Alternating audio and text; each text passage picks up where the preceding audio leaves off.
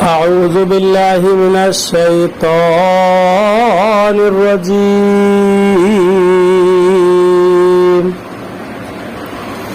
بسم الله الرحمن الرحيم.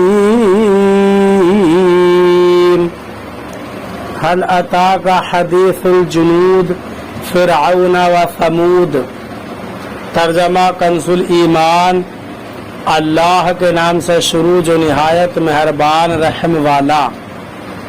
کیا تمہارے پاس لشکروں کی بات آئی؟ وہ لشکر کون؟ فرعون اور ثمود. ترجمہ کنز عرفان. کیا تمہارے پاس لشکروں کی بات آئی؟ فرعون اور ثمود. حل اتاک حدیث الجنود. کیا تمہارے پاس لشکروں کی بات آئی؟ اس سے پہلی آیات میں کفار کی طرف سے اہل ایمان کو اذیتیں پہنچنے کے حوالے سے اصحاب الاخدود کا حال بیان کر کے تاجدار رسالت صلی اللہ علیہ وسلم اور ان کے صحابہ اکرام رضی اللہ تعالیٰ عنہ کو تسلی دی گئی، اور اب یہاں سے اصحاب الاخدود سے بھی پہلے کے کفار کا حال بیان کر کے تسلی دی جا رہی ہے. چنانچہ اس آیت اور اس کے بعد والی آیت کا خلاصہ یہ ہے کہ اے پیارے حبیب صلی اللہ علیہ وسلم، بے شک آپ کے پاس فرعون اور اس کی قوم اور ثمود کے ان لشکروں کی خبر آئی ہے جنہیں کافر لوگ انبیاء کرام علیہ الصلاۃ والسلام کے مقابلے میں لائے تھے، اور آپ کو ان کے انجام کے بارے میں معلوم بھی ہے کہ وہ لشکر اپنے کفر کے سبب ہلاک کر دیے گئے.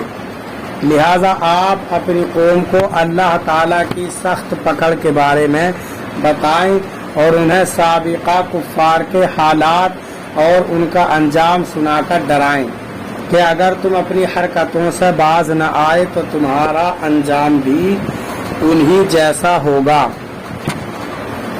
اس آیت سے دو باتیں معلوم ہوئی. ایک، عبرت حاصل کرنے کے لیے کفار کے عذاب سے متعلق سچی تاریخی خبریں معلوم کرنا جائز بلکہ ثواب کا کام ہے.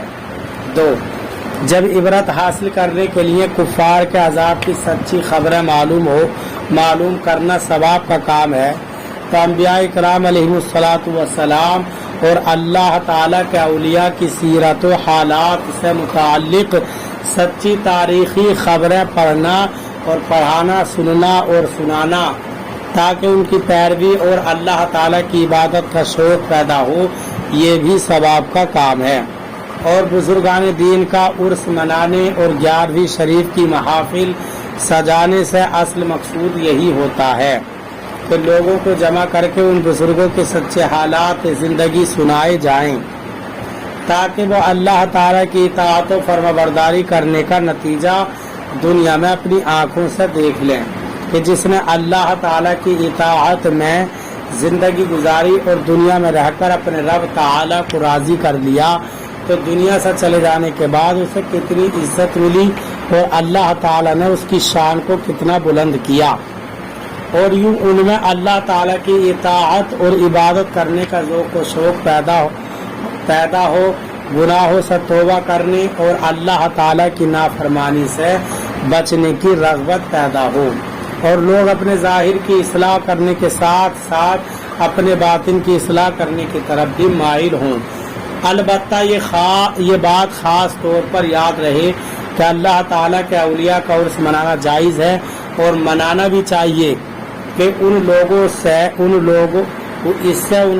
کو اپنی اصلاح کرنے کا موقع ملتا ہے، لیکن ان کا عرس منانے میں کوئی ایسا کام کرنے کی ہرگز اجازت نہیں جس سے شریعت نے منع کیا ہو. مثلا عرس کے موقع پر ڈھول بجانا، گانے بجانے کے آلات کے ساتھ قوالی کرنا، آتش بازی کرنا، عورتوں کا ڈانس کرنا اور دیگر وہ تمام چیزیں جنہیں کرنے سے شریعت نے منع کیا ہے. لہذا بزرگان دین کا عرس اس طرح منائیں کہ اس میں کوئی بھی غیر شرعی کام نہ ہو تاکہ اس کی برکات حاصل ہوں. ہمارے زمانے میں شریعت کے دائرے میں رہ کر جو فاتحہ، صوم، چیلم برسی اور عرس وغیرہ کیے جاتے ہیں، ان کی شرعی حیثیت کے بارے میں معلومات حاصل کرنے کے لیے فتاوی رضویہ جلد نمبر 9 سے اعلیٰ حضرت امام احمد رضا خان کا رسالہ الحجۃ الفاتحہ لطیب التعین والفاتحہ دن متعین کرنے اور مروجہ فاتحہ سوم وغیرہ کا ثبوت مطالعہ فرمائیں۔ بل الذین کفروا فی تکذیب واللہ من ورائہم محیط۔ ترجمہ کنز الایمان، بلکہ کافر جھٹلانے میں ہے اور اللہ ان کے پیچھے سے انہیں گھیرے ہوئے ہے۔ ترجمہ کنز العرفان، بلکہ کافر جھٹلانے میں لگے ہوئے ہیں اور اللہ ان کے پیچھے سے انہیں گھیرے ہوئے ہے۔ بل الذین کفروا فی تکذیب، بلکہ کافر جھٹلانے میں لگے ہوئے ہیں۔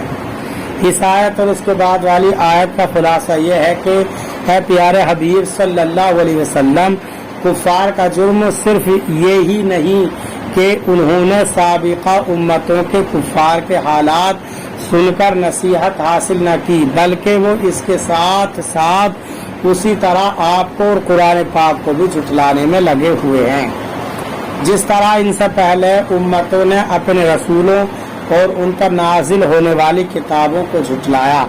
حالانکہ قرآن پاک کا اللہ تعالیٰ کی طرف سے ہونے کا معاملہ واضح ہے اور اس کا یہ وصف روشن اور قطعی دلیلوں سے ظاہر ہے، اور اللہ تعالیٰ ان کافروں کو جانتا ہے اور ان کا کوئی عمل اللہ تعالیٰ سے چھپا ہوا نہیں، اور اللہ تعالیٰ اس بات پر قادر ہے کہ ان کفار پر بھی ویسا ہی عذاب نازل کر دے جیسا ان سے پہلے کفار پر نازل کیا گیا۔ بل ہوا قرآن مجید فی لوح محفوظ۔ ترجمہ کنز الایمان، بلکہ وہ کمال شرف والا قرآن ہے لوح محفوظ میں۔ ترجمہ کنز العرفان، بلکہ وہ بہت بزرگی والا قرآن ہے لوح محفوظ میں۔ بل ہوا قرآن مجید، بلکہ وہ بہت بزرگی والا قرآن ہے۔ اس آیت اور اس کے بعد والی آیت کا خلاصہ یہ ہے کہ قرآن مجید کے بارے میں کفار کا جو گمان ہے یہ شعر اور کہانت ہے، ایسا ہرگز نہیں ہے، بلکہ وہ تو بہت بزرگی والا قرآن ہے اور اس کا مرتبہ اللہ تعالیٰ کی نازل کردہ تمام کتابوں سے بڑا ہے اور لوح محفوظ میں لکھا ہوا ہے۔ یاد رہے کہ قرآن پاک خود ایسا عظمت والا ہے، جس پر غسل فرض ہو اسے پاک ہوئے بغیر قرآن پاک کو پڑھنا حرام ہے، وضو کے بغیر اسے چھونا منع ہے، اس کی طرح پیٹھ اور جوتے کرنا منع ہے، اور قرآن پاک دوسروں کو ایسی عزت دیتا ہے کہ اس کو لانے والا فرشتہ سب فرشتوں سے افضل ہے، جس مہینے میں آیا وہ مہینہ سب مہینوں سے افضل ہے، جس رات میں نازل ہوا وہ رات سب راتوں سے افضل ہے، جس جگہ آیا وہ جگہ سب جگہوں سے افضل ہے، جس زبان میں آیا وہ زبان تمام زبانوں سے افضل ہے، اور جس محترم نبی پر نازل ہوا وہ نبی تمام نبیوں اور رسولوں علیہ الصلاۃ والسلام کا سردار ہے۔ اللہ تعالی ہمیں قرآن کریم پر صحیح معنی میں عمل کی توفیق عطا فرمائے۔ برادران اسلام، آپ تمامی حضرات سے گزارش کی جاتی ہے کہ خود بھی قرآن کریم کی تلاوت، ترجمہ اور تفسیر سماعت کیجیے، اپنے عزیز و اقارب اور رشتہ دار کو بھی شیئر کیجیے تاکہ آپ اس کے ذریعے صدقہ جاریہ کے مستحق ہو جائیں۔